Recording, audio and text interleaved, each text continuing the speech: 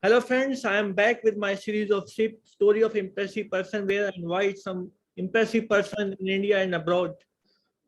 The person who can guide us, who can show us the path of success so that we can act upon accordingly and they can share their experience so that we can have easy path, easy way of doing the things that seems to be difficult right now.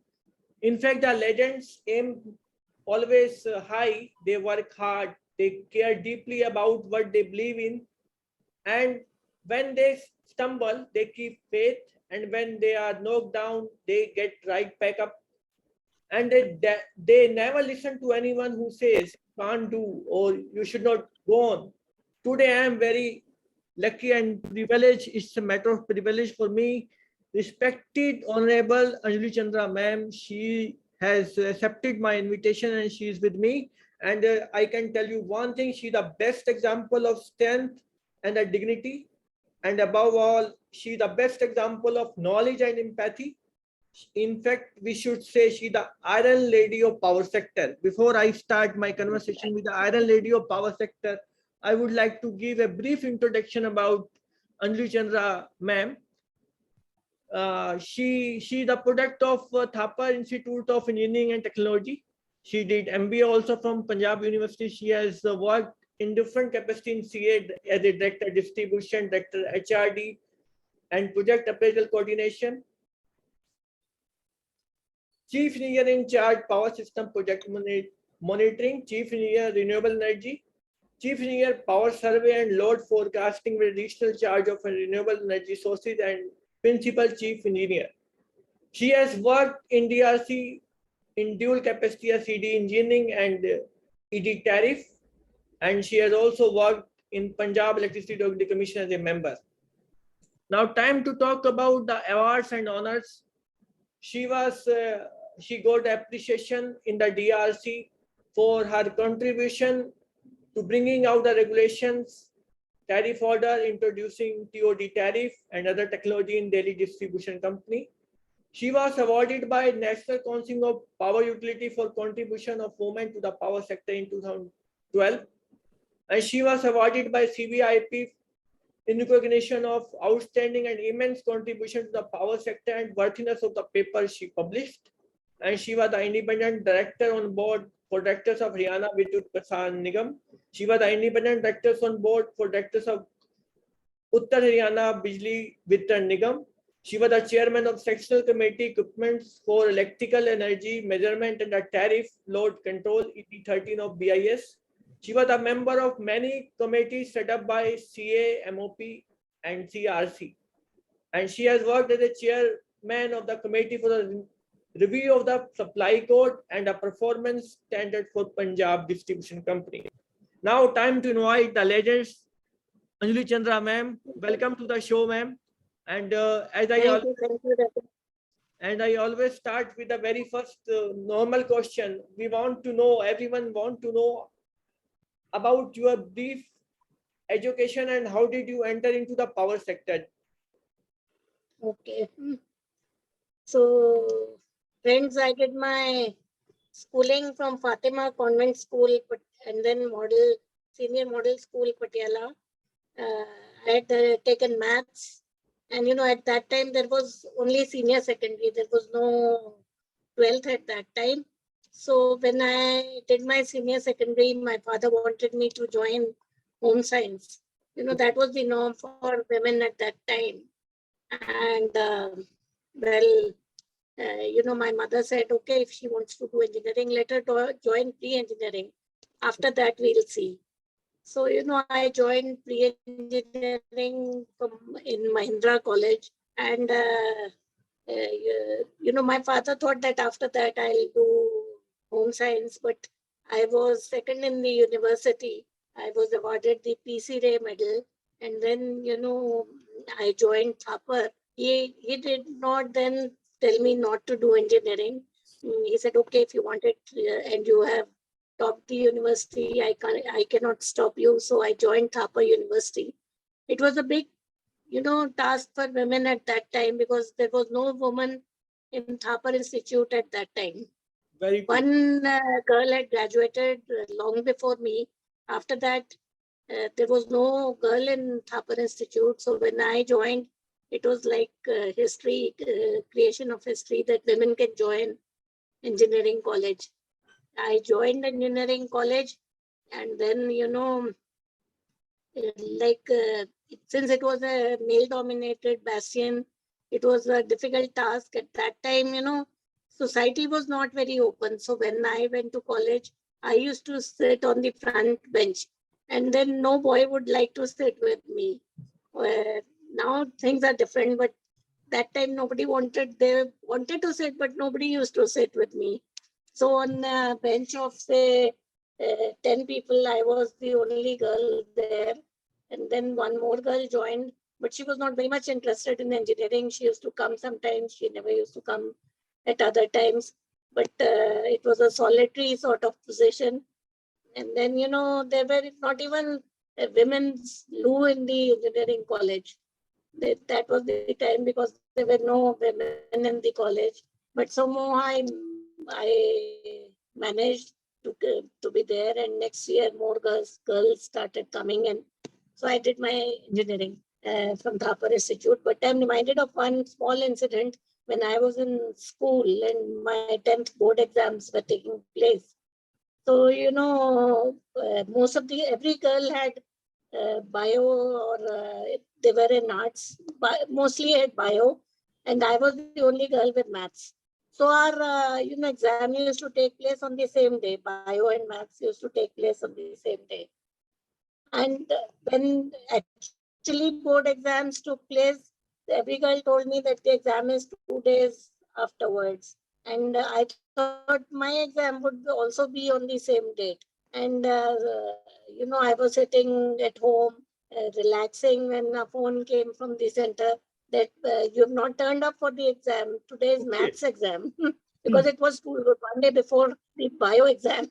So the exam started at 10. I reached at 11:15. And somehow I managed to get good marks also in that exam.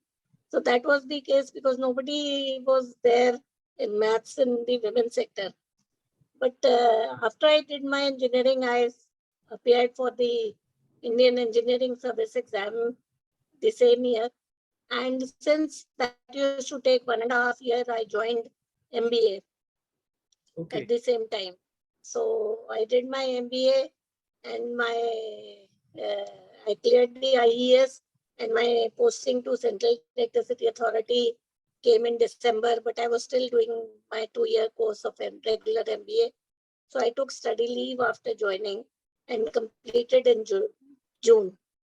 So I had joined Central Electricity Authority in December 1980 and finished my MBA in 79 and finished my MBA in June 1980. So that is how I joined power sector, because I opted for Central Electricity Authority. That was the safest my father would allow, that at least that it would not be transferable. Other like railways, telecom, etc. were transferable, but Central Electricity Authority was mostly in Delhi. So I chose Central Electricity Authority in the IES exam and joined Central Electricity Authority as Assistant Director in Hydro Planning Division. Hydro Planning and Design Division. Ma'am, you have worked in a different industry in CA. Please share your experience in different positions. Yeah, I have gone through many positions. I joined as Assistant Director in Hydro Division. Then I went on deputation to Punjab State Electricity Board for around 5 years. So I was AEE Works in Punjab, in AEE Works North, and I was posted in Jalandhar for 5 years for field experience. Then I came back to Central Electricity Authority. Sorry, sir. Just a minute. I came back to Central Electricity Authority, and after that I joined the Distribution Planning Division of Central Electricity Authority. I think my passion was distribution. I remained as Deputy Director in Distribution Planning for a long time. Wow. Then after that, I became director substation design. Then, I became chief engineer in power system monitoring, then chief engineer O&M, chief engineer renewables, then chief engineer load forecasting. Wow. In between, I remained director HRD project, then director project appraisal and coordination since I had hydro experience. So I had a long innings in power sector over, distribution, transmission, generation, renewables, load forecasting. So I Out had of the many challenges you faced in the CA, if you have to choose the one, what was the biggest challenge you faced in CA, and how did you overcome it? well, I would say challenge was always there, but preparing the 19th EPS was a big challenge. Okay. Because there you have to do the load forecast for the entire country. And earlier the load forecast was being done state-wise. I wanted to do, at that time, electricity reforms had come in, and I wanted to do it DISCOM-wise. So that was the first time that EPS was done DISCOM-wise and then aggregated to state-wise. So that was like, doing for the entire country and being realistic. Because, what happened was that 18th EPS was way off the mark. And what I did in 19th EPS was much below the 18th EPS projections.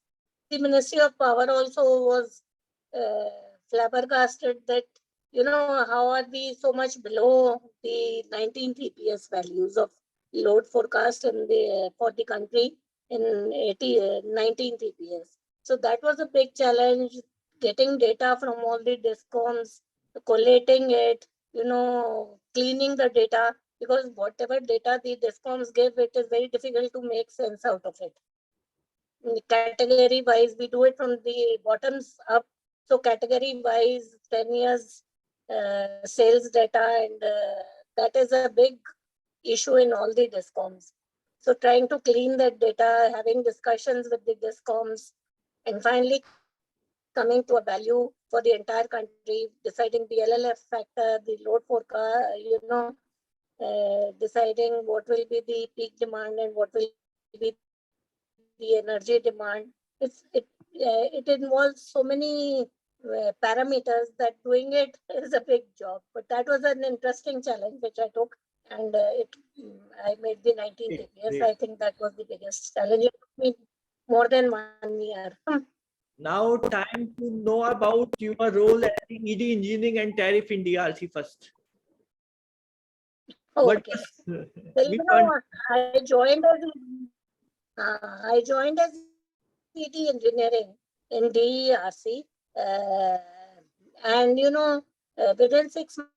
was promoted to Hello.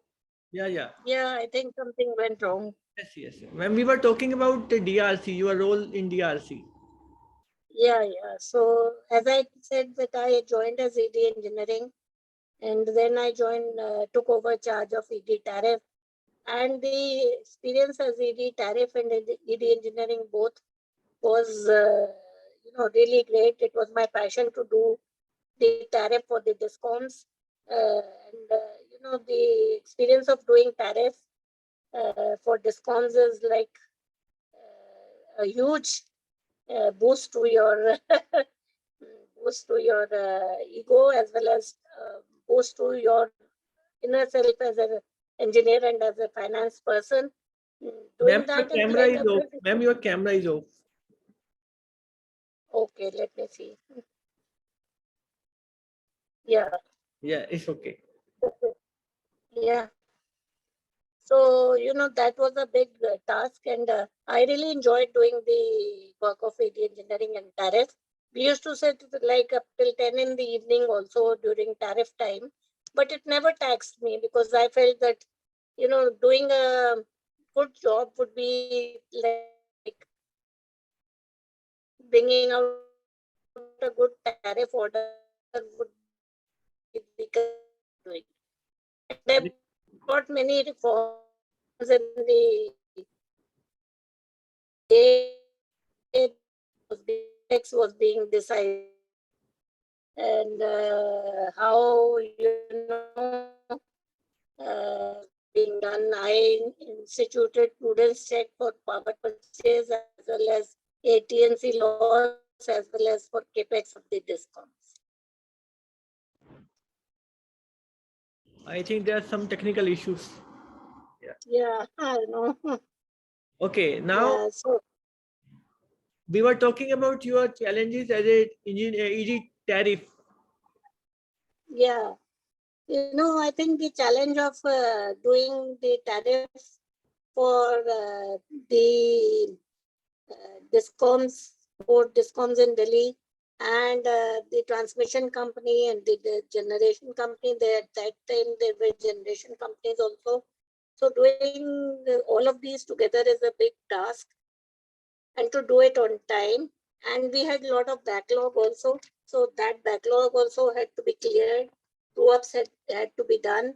But I think it was a very interesting work, something very different from what an engineer does in the routine. True. So I was very much interested in that, and it was my passion. So I found it very, very easy and very interesting. So I never, found it a challenge. I rather enjoyed it. Now, time to talk about your experience as a member in Punjab Electricity Regulatory Commission. Can you Okay. share some? As a member, my experience in DERC was very handy. I knew all about how it is done. And when you in DERC, when you are working with private discoms, you are very, very, careful. So dealing with a public discom is much easier, but it is difficult in the sense that the kind of data that they keep is not up to the standards which a private company keeps. So getting data in a private discom is very difficult. And there are a lot of challenges in the sense in a state like Punjab, where agriculture is free, where a lot of subsidies are there, where you have to cross-subsidize to, keep the tariff for agriculture low and for the domestic consumers low. But it was very interesting, and a lot of new things were done in PSCRC also when I joined, and a lot of capex was involved in which the discoms were asked to adopt new technologies. Discoms, the private discoms, they adopt new technologies very fast, whereas in the public discoms, it is difficult to adopt new technologies. True. So I tried to push that new technologies and new ideas in PSCRC through PSCRC to the discoms in Punjab and to the transmission company in Punjab. So like, doing load flow studies, deciding, planning your transmission system as per the load flow studies, doing load forecasts, doing net load forecast, with the coming in of renewables, I try to push that you should do net load forecast and resource adequacy plan. So, pushing that was my big agenda, that one should plan with renewable in mind. So that was one of my big agendas. And I enjoyed my tenure as member PSCRC. Great. Ma'am, you have very good tenure in the power sector. You have very vast experience. I want to know about your view on the RES, quality of power, and RP regulations. What do you say? And what are your recommendations for power sector? Okay, then RES is here to stay. It is not a choice, but it is an imperative. with the kind of energy security challenges which we have and the climate change, there is no doubt that RES is required and it will come in the future. And our targets of 175 gigawatt by 2022 and 450 gigawatt by 2030, or maybe even 500 gigawatt is likely to materialize. The challenge lies in, changing our mindset and our systems to integrate the renewable energy in our systems, both at the transmission level as well as at the distribution level. I think RES is going to be big only when each and every consumer also participates in the energy transition.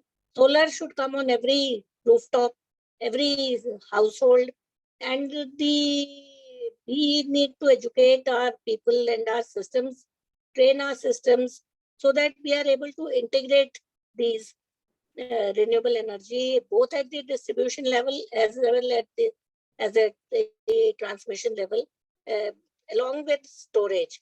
Renewable will come in a big way when storage also comes. Storage is expensive at this time, but in the future, this will also be very much cheaper. And the combination of storage, whether it will be pump storage, battery storage, or compressed air systems, or supercapacitors, storage is likely to come, and with green hydrogen, we will be able to integrate this into our system.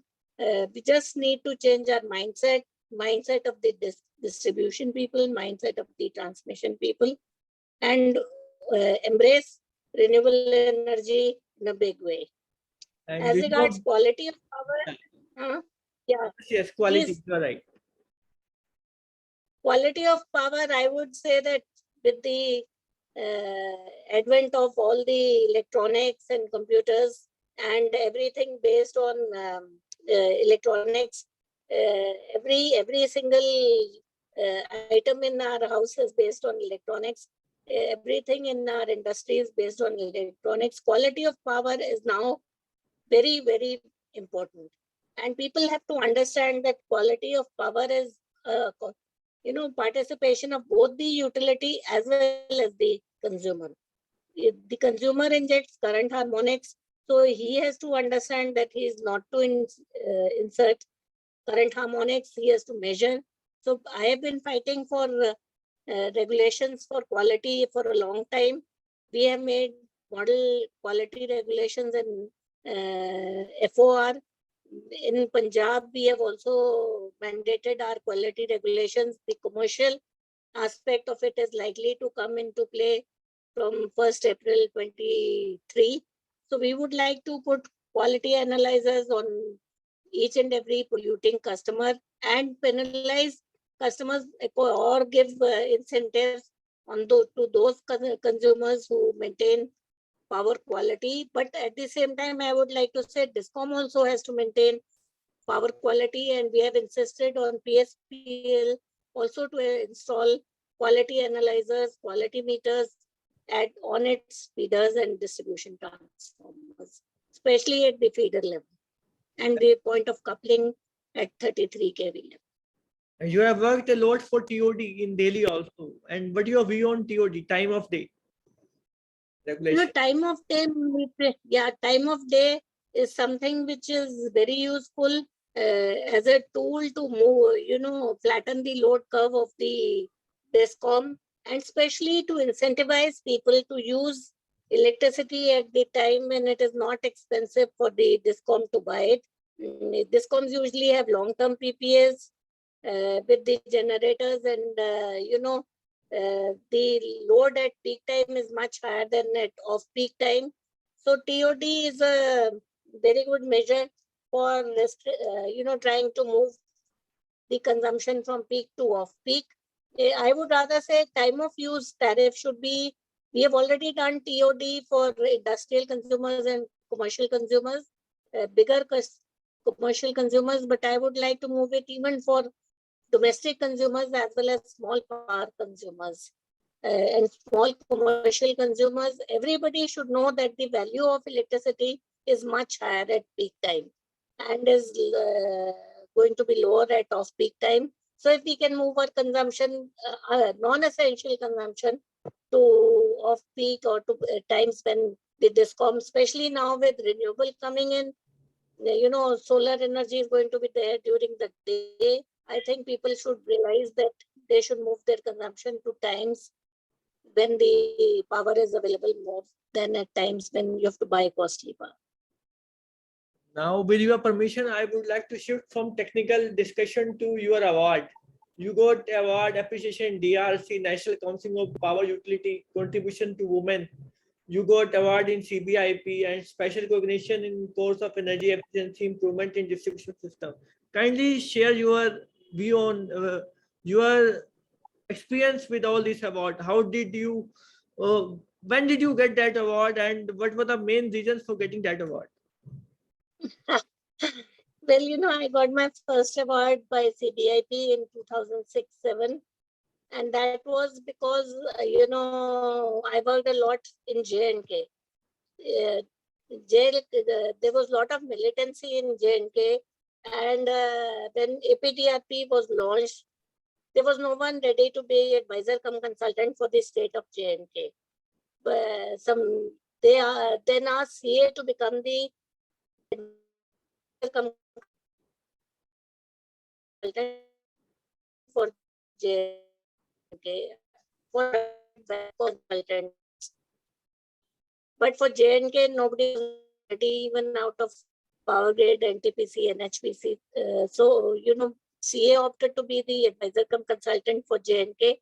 And then, because it was mainly an improvement project for distribution, sub-transmission and distribution, I was working in distribution. I visited J&K, I think maybe 40-50 times during the peak of militancy. In fact, I was given Z security at that time just to go to every nook and corner of J&K and prepare their schemes for system improvement and, advise J&K on how to go about improving their system. So that was one thing which, made CBIP give me that award, because I took up that challenge. My office was in Jammu, and I was visiting Jammu and Kashmir every month. Great. And that too at the time of militancy. So, everybody used to ask my husband that how can you allow her to go to J&K at such a time? Very true question. But, yeah. And now about your appreciation in the DRC, what was your contribution there? Well, I would say that I was both ED engineering and DD tariff, and I managed both charges and brought a lot of changes in how the tariff order was being prepared. That before that there was no prudence check of how AT&C losses are determined. I did a lot of prudence check of their billing data. For example, DISCOMs, when we saw some of the DISCOMs were converting KVH to KWH by using a power factor of even 15, 20 to show lower AT&C losses. So, all these kinds of things were there, not deliberately, but it was happening. Then, in power purchase, we also saw that power was being procured from sister concerns. So, doing prudence check of the entire power purchase of the entire capex, truing up capex was a very difficult task for private DISCOMs, because truing up capex at distribution level is quite difficult, and there were a lot of issues in DERC on truing up of capex. So I tried to true up the capex for the DISCOMs, I think, and I was able to do all the tariff orders and take basically my team was very good. You were there and other people were there. So my team was very good, and I was able to take my team along to perform. So I think that was the reason. And now time to talk about the special award, National Council of Power Utility, your contribution toward empowerment of power, women in the power sector. Well, basically it was for women contribution to power sector. and also taking all the women along. So in Central Electricity Authority also we had a lot of women, though at junior level, and I was sort of mentoring them. And of course, by that time I had a lot of contribution to the power sector also. So, I think that made National Council of Power Utilities recognize my contribution. I was writing a lot of papers, technical papers, and like on earthing, on which is your passion also, and T&D loss. I was an authority on T&D loss and AT&C loss reduction. Great. I was giving a lot of lectures. I was faculty at a lot of places like IGNU, in PMI, in NPTI, in CBIP, in BHEL, and GAIL. So I think my contribution to igniting the minds of the power engineers was also there. I'm coming to the very relevant question related to the work personal life balance. Tell me something about how did you balance the both things? How difficult yes, it was to balance? That is a very big challenge for a woman, let me tell you. Trying to balance life at home and at work is really difficult, and I found it very difficult in the first 15 to 20 years of my career. When my children were born, I have 3 children. So, managing 3 children and your work is a difficult task. And, people take you lightly, that you are likely to take leave or you are likely to not deliver. So that is a big challenge because, everybody, since it is a male-dominated sector, they feel that women cannot be, as good. So it is a very difficult challenge. But after my children grew up, my work and work-life balance improved, and I was able to contribute much more. I was able to concentrate much more on my work than when my children were smaller. And ultimately, if you persevere, the only thing is that you cannot give up. If you give up at that stage when your children are small, then it is not possible to rise. But I tell everyone that don't give up. Things do improve over time. That's why you are the iron lady of power sector. No, that is a great thing you are saying. But yes, I'm trying to know about your view and tips, in fact, to grow and glow in our life. What do you want to give tips to the youth engineers so that they can get success in their life, as you have already got? Well, the first thing I would like to say is that you should have a passion for your work. You should not do your work thinking it is work. You should enjoy doing your work. And only then can you, contribute to your growth as well as to the growth of the sector in which you are working. Work with a passion. I was always very passionate about my work. I feel that is one of the major contributors to growing, and, take all the challenges that are offered to you. Never refuse work. Sometimes you feel that you are overburdened, but that time passes and, you can, you will always learn from each and every kind of work you are given. When as ED engineering, I was offered ED tariff. I did not even think for a second. Yes, I will do it. So like in J&K, going to J&K, I thought, yes, I will be able to do it. So I think the thing is, for anyone is to be passionate, to enjoy doing your work, and to, give it your best.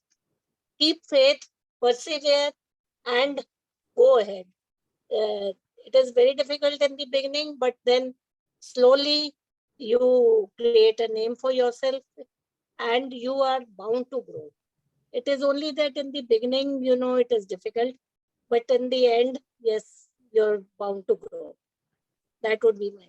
With Keep that, faith. I would like to say thank you, ma'am, respected ma'am, for accepting that invitation. And I'm quite sure with the learnings and the experience you have shared, the many people not in India across world will get benefit of that thing.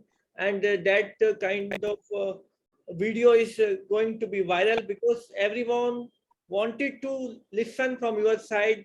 How did you achieve? And now they can learning from the beautiful lives you have narrated about you. And with that, I would like to say thank you very much for sparing your invaluable time out of your. Thank you, Ravi. Thank you. Thank you very much. Thank you.